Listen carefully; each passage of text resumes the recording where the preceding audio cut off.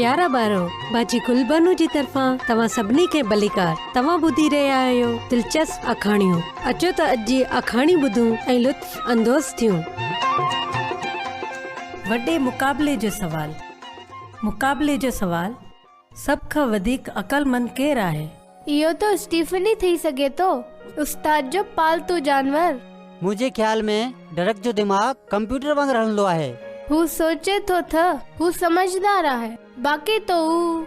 छा तव्हां के बे जे बारे में सोची सको था? यूनिवर्सिटी जो प्रोफेसर।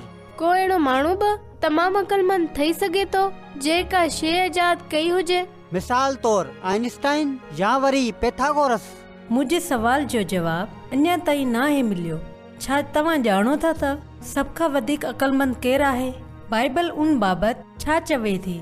ॿुधो, कंहिंखे लॻे थो त यसु सभ खां वधीक हिकमत वारो आहे। सुठी तरह गौर करियो, छो त तव्हां वटि सभ खां वधीक अकलमंद थियण जो मौक़ो आहे। हर को जेका मुंहिंजी ॻाल्हियूं ॿुधे थो ऐं उन्हनि ते अमल करे थो, उहो अकलमंद शख़्स आहे। इहो अहिड़ो शख़्स आहे जेको पंहिंजो घर जबल ते बणाए थो। हुनजो मतिलबु आहे त हुन पहिरीं सुठी बुनियाद रखी, जेतोणीकि उहो बाद में नज़र न ईंदी। हुनजो घर ज़मीन ते मज़बूत बीठो रहियो। जॾहिं तूफ़ान आयो ऐं ज़मीन ते ॿोॾि आई ऐं हवाऊं लॻियूं ऐं बरसाति सां तेज़ नदियूं वहण लॻियूं, हुनजो घर मज़बूती सां बीठो रहियो हुयो।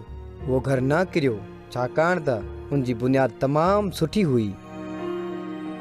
पर हर को जेका मुंहिंजूं ॻाल्हियूं ॿुधे थो ऐं उन्हनि ते अमल नथो करे, उहो बेवकूफ़ आहे। इहो उन माण्हू वांगुरु आहे जंहिं पंहिंजो घर वारी ते बणायो आहे। जॾहिं तूफ़ान आयो ऐं हवाऊं लॻियूं त हुनजो घर मुख़्तलिफ़ हिसनि में विराइजी वियो। उनजो घर किरियो ऐं तमामु घणो नुक़सानु थियो। इहे माण्हू जिन जे यसु खे ॿुधो, इहे तमामु मुतासिर थिया के इंसान जे अकलमंद हुजण जी निशानी न त हिकु उनवान आहे, न को निशान, न ई को सुठो लफ़्ज़ थी सघे थो। त पोइ छा थी सघे थो? हिकु तरीक़ो आहे जंहिंसां असां इहो ॼाणे सघूं था त को शख़्स वाक़ई अकलमंद आहे या न। जेकॾहिं तव्हां वटि बाइबल आहे त महिरबानी करे मत्ती जी अंजील उनजो बाब नंबर 7 ऐं उनजी आयत नंबर 24 पढ़ो। मत्ती जी अंजील उनजो बाब नंबर 7 ऐं हुनजी आयत नंबर 24 में तव्हांखे उन मुक़ाबले जे सवाल जो जवाब ॿिनि लफ़्ज़नि में मिली वेंदो। केरु अकलमंद आहे? पंहिंजे जवाब सां मूं सां राब्तो करियो। छा तव्हां हिसो वठंदा? ऐं पोइ सोचो त छा तव्हां उन्हनि मां हिकु आहियो जिन खे यसु अकलमंद जे तौर तां बयानु कयो आहे।